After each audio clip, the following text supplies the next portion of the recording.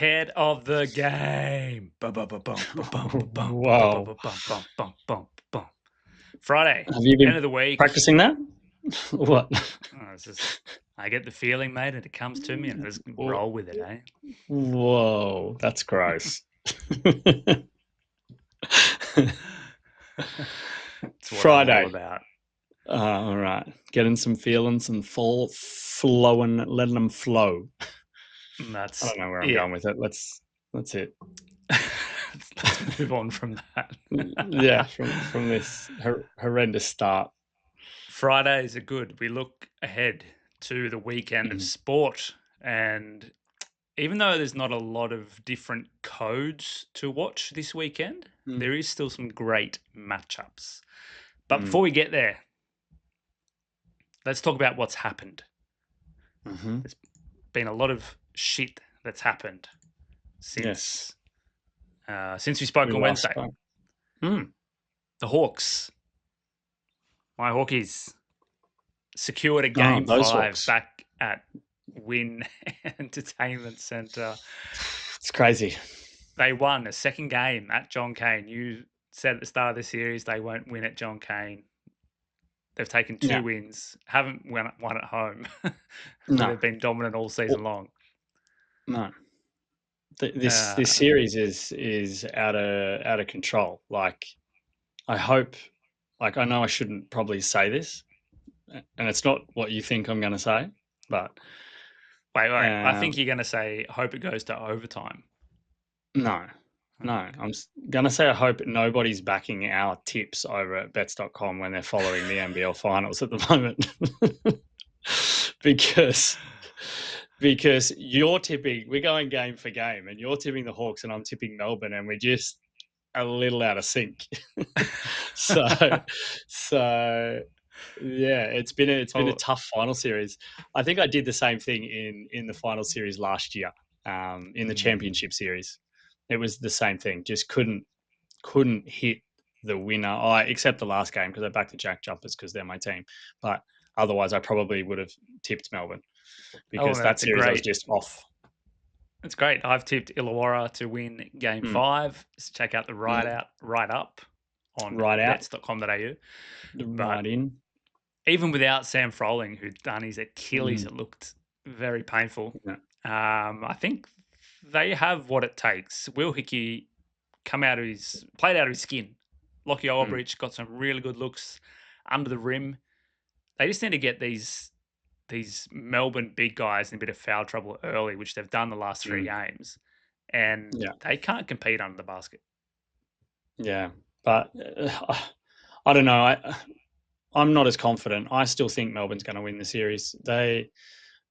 I think it was missed opportunities for Melbourne in that game when Illawarra were just sort of starting to pull away in that fourth quarter. I think a lot of it had to do with this time the poor shot selection of Melbourne, and they were trying to force things, trying to do exactly what they did the game prior, and Illawarra were ready for it. So maybe, yeah, we were talking about how much Tatum got out coached by Vickerman in game 3, but I think it was a little bit of the opposite. So I think this game, yeah, it's a game 5. The series is obviously close.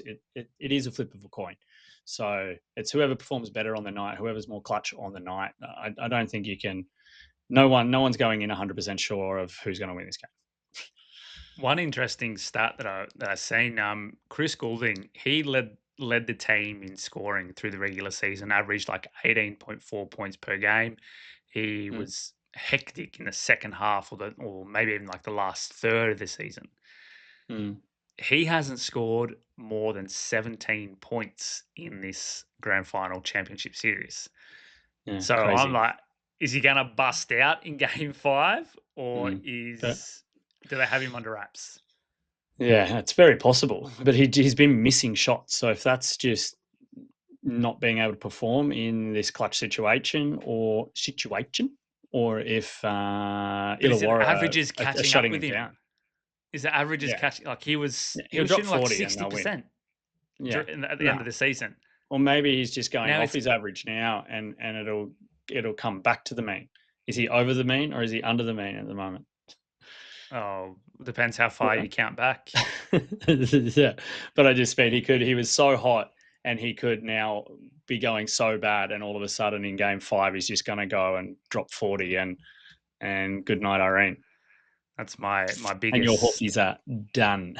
my biggest fear is a Chris Goulding free with 3 seconds left, and Hawks are up by 2.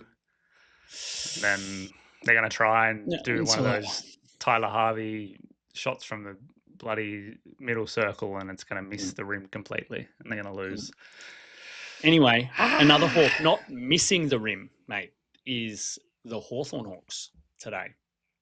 You threw out a crazy tip there that Carlton could get up, or a feeling you were warm in your cockles about Carlton, and it proved not to be true, but they put up a fight. I wasn't expecting Carlton to keep it this close, to be honest, especially after Charlie Curnow didn't really look fresh. No. I think he has some stuff he needs to work out with his body. Maybe he wasn't completely fit to return to the lineup, but been injured all season.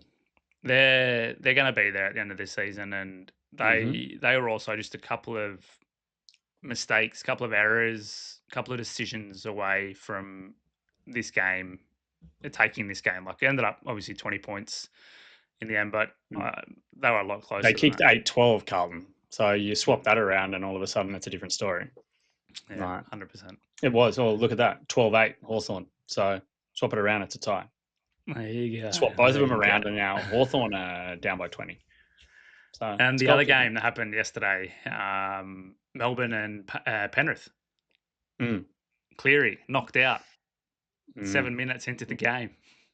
Yeah, it was pretty ugly. Knocked himself out in theory, jumping into Jerome Hughes, and then smacked his head on the ground on the way down. There's some of the worst ones. Have you ever done that playing footy? It's the back of your head. You get tackled. Yeah. When you get tackled, or you go up and you land, and then just the G-forces just. It's pretty rough, but. Yeah, quite surprised. I can't believe they stayed into it. I was on Melbourne plus 10. I was like, minus 9.5. And I was like, and then just didn't eventuate. Melbourne's defense was a bit rough. But it was so close. Took a Toto try in the 75th minute to get them the old backdoor cover. But like I said, 4-time premiers, 9.5-point underdogs. When do you ever see that? And they covered. Bastards. Yeah, but such is life. Like, we play the long game, like we say. I don't know how long you got to play, but you play the long game. Lucky's around. Like, it was only Thursday. We can the whole weekend in balance front of things out. Yeah, play the short game in the long game. Eddie Jordan passed away yesterday as well. Massive. Pretty sad. It's really, really, really sad. Going to really move. It's going to be interesting to see how the Formula One community reacts in China. That there's pretty sure there's going to be a lot going on around the paddock, because he was so influential. Love him or hate him, controversy, commentator. He had it all for the sport. So it's a massive, massive loss for Formula One. Yeah, it's like you say, such a character, and his insights into the sport as well, like listening to him talk about it, were I think some of the most interesting conversations to listen into about F1. And it's always sad when an icon of any sport kind of passes away, but this guy's been there for so long, and I was just reading up about it before we got on here. Like, he was the guy that gave Michael Schumacher his first seat. Like, wow. And then he got bought up by the next team. But he had an eye for talent. Absolutely. I think it's just, whenever you think of Formula One and commentating, I think it's Eddie Jordan's voice that goes around in your head when you think Formula One and watching the sport. At least, when we first sort of got into the sport, he was there. He was the one on the grid doing interviews and in the commentary. So it's sad. A shame. Well, let's take a quick break, come back and see what we're watching this Mm. weekend.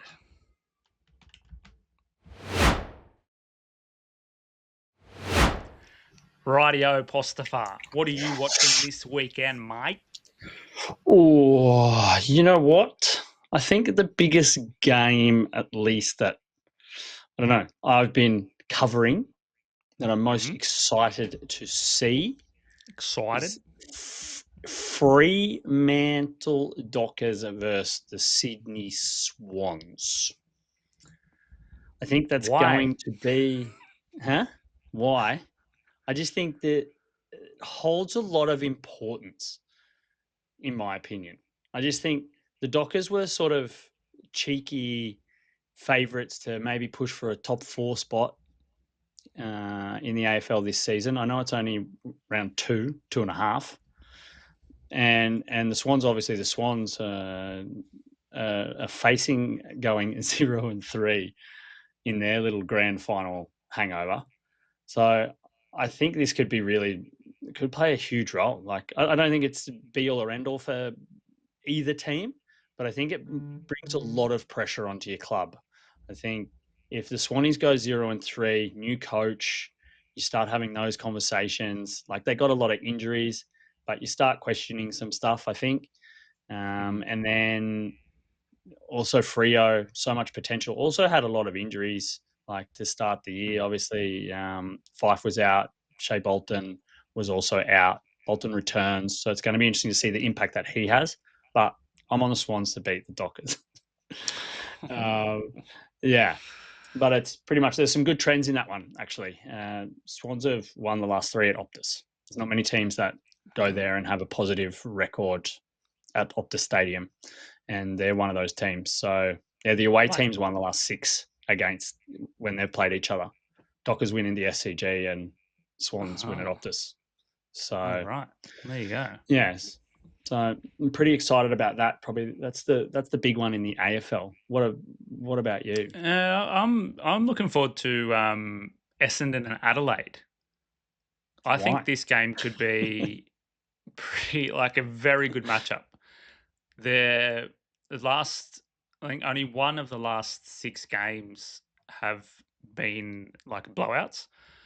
The Mm. game Adelaide broke the Essendon 7-game win streak last year with a 2-point win, and it was like 114 to 112. So lots of scoring, and they're quite evenly matched. Even though Essendon lost last week, they won the midfield battle, and like Adelaide have a good mid. I think it could be a very interesting game to see how they try and scheme against each other, and then who can stay the distance. I've picked Adelaide to win, but I Yeah. think it can be a pretty interesting game to watch. Yeah, Adelaide hammered last week. Like it felt last season Adelaide were like underdone. They showed so much promise at the end of 2023, and then they were just nothing Decimated by injury. last season. Yeah, Injuries but struggling. yeah, Now, like they're one of the only teams in the league now to have essentially their best 22 wow. available. Mm. And you see the Should be difference really last interesting. week how they played against St Kilda. Like Yeah. they're a really good team if their players are on the park and they're Mm. putting it together. A new sheriff in town in Adelaide, maybe. Do you think? How do you think Port are going to go? Like in the season uh, wise, like they're poor. Like they got really good players.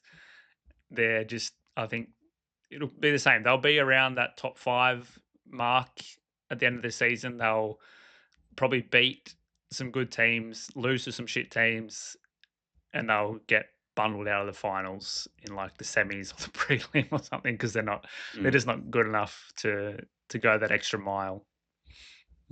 Have you backed any underdogs this week? Just I like have an not. underdog. Do you feel like sometimes when you're writing, the multiple games between the AFL and NRL that you need to like sneak in an underdog to win or to cover? I don't You get just play the numbers. You just play with your brain and not with your heart. No, I think when the opportunity exists, definitely. But one has not presented itself as yet for me. No. Like I had, the games today: Warriors, Roosters, Mm. Broncos. I'm not taking the Cowboys against the Broncos. No. In the AFL, I had Essendon, Adelaide.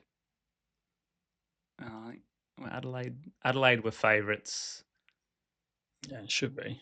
Not taking Richmond over Port. No. But maybe you should.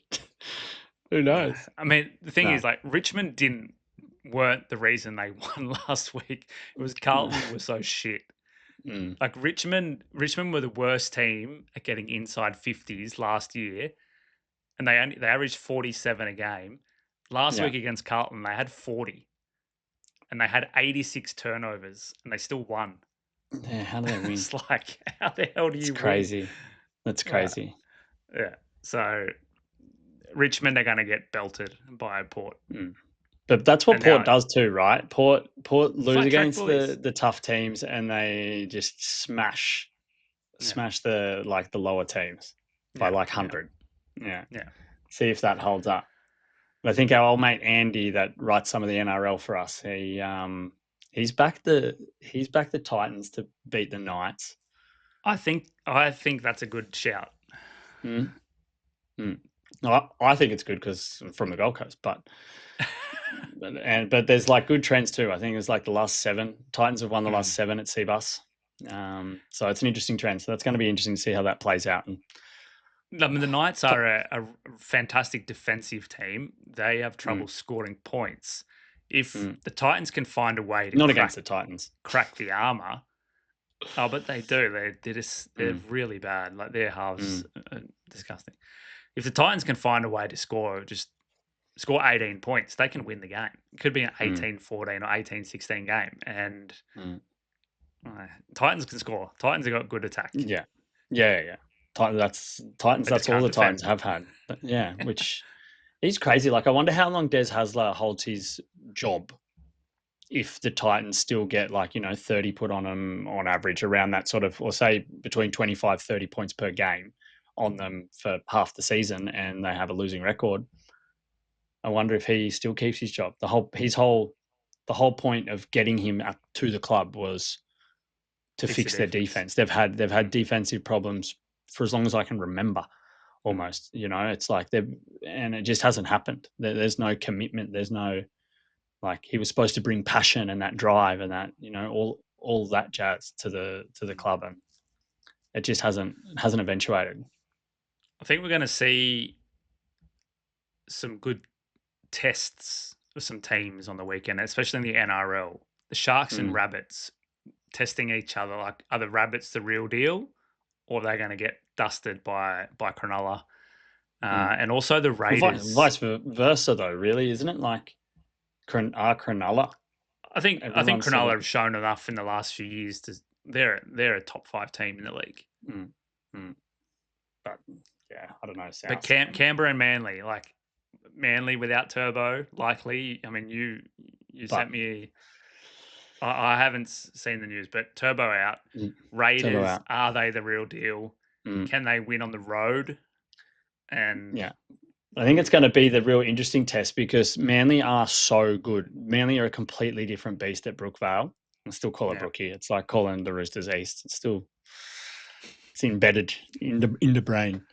But it was like, I think in the first game I wrote the report, and I think there was a 13-point turnaround in, say, points for, points against of how Manly perform at home. If you look at how many more points they score and how many fewer points they concede, it was like, a 13-point difference in 2024. So without Turbo, it was sitting around like 30%, right? That they win 30% of their games without him. Wasn't it somewhere there? It's pretty bad.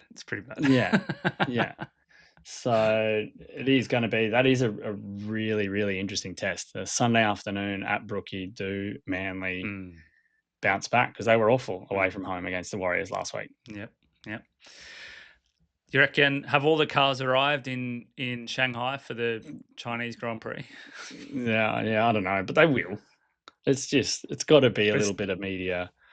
but the preparation, Like it can't be not immediate. Like even yeah, but there could the be Aussie. delays, but then they know, like, they're going to have projected times of when they're going to come, don't they? Like, it's Formula One. If anyone's got enough money to move shit, it's got to be Formula One.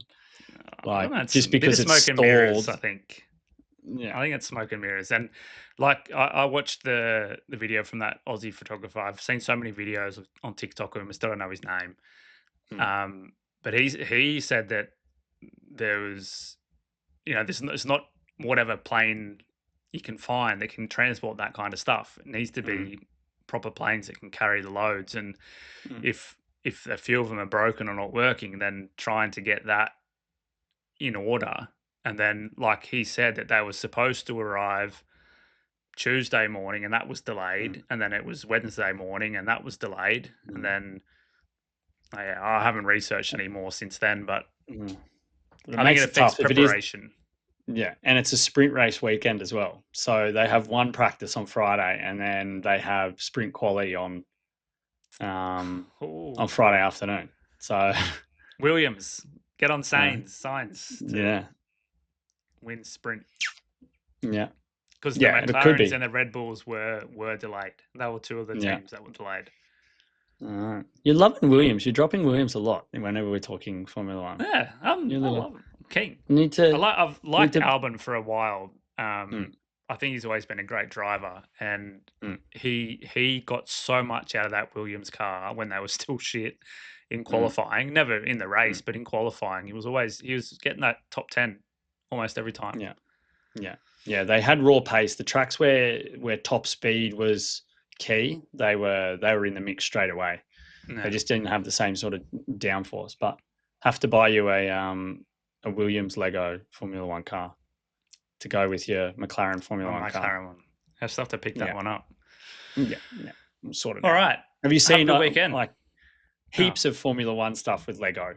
Just so everybody knows, I'm getting attacked on social media because I've looked it Yeah, up me too once. Now there's now. like all these different ways you can put your Lego cars on frames and pictures. And Frames. Yeah. yeah, there's like I didn't realize you could frame something in so many different ways, but you can apparently with Formula One Lego. Multiple Fantastic. ways of framing Lego. Oh, how good. Uh, I love how social media just takes over. You look at one thing and it's like, have it all. yeah, yeah. It's in your face for like 3 days, and then as long as you don't click on it, but as soon as you click on it again one more time, and you just get overloaded again. Yeah. It's brainwashing. It's brainwashing, right? That's what it is. Exactly. All right. All Let's right. wrap it up. Yeah. Just remember, Duck Sport Takes, SportsPez Jez, bets.com. Hang with us. .au. Stay ahead of the game.